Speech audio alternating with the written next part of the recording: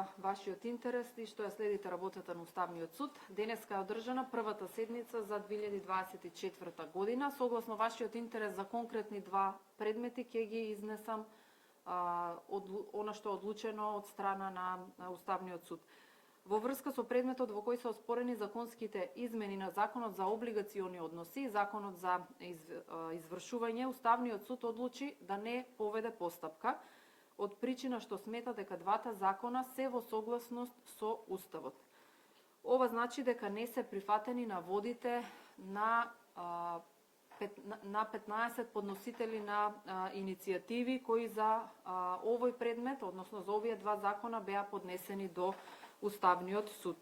Според судот, неприфатливо е тврдењето во иницијативите дека се повредува правото на собственост на доверителите со тоа што законодавецот, односно собранието, предвидело да се ограничи висината на казнената камата кога ќе го достигне износот на главнината. Судот смета дека оспорениот член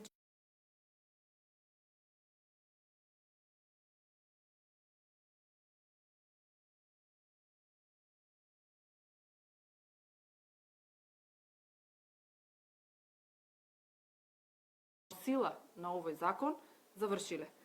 Меѓу другото, судот оцени дека не е повреден принципот на поделбата на власта, како што се тврди во иницијативите.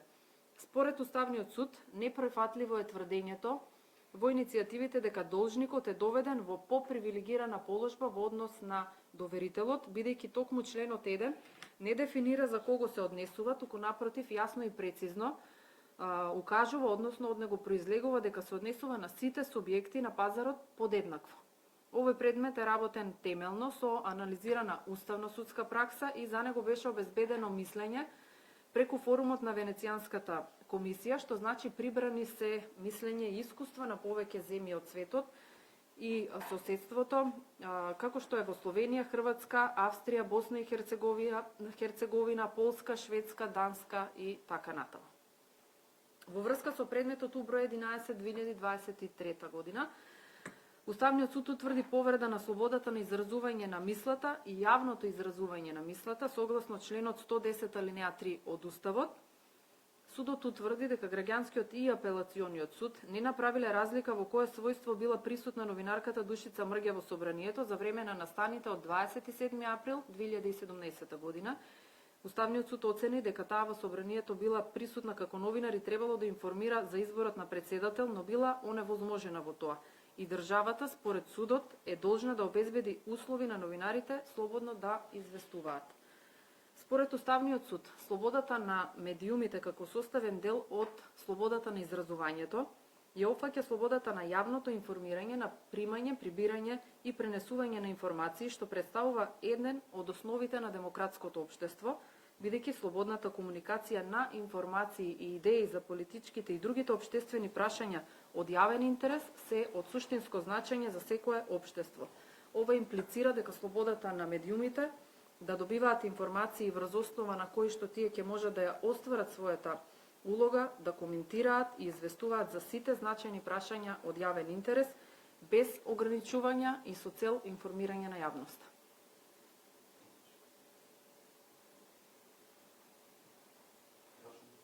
Дали има прашања?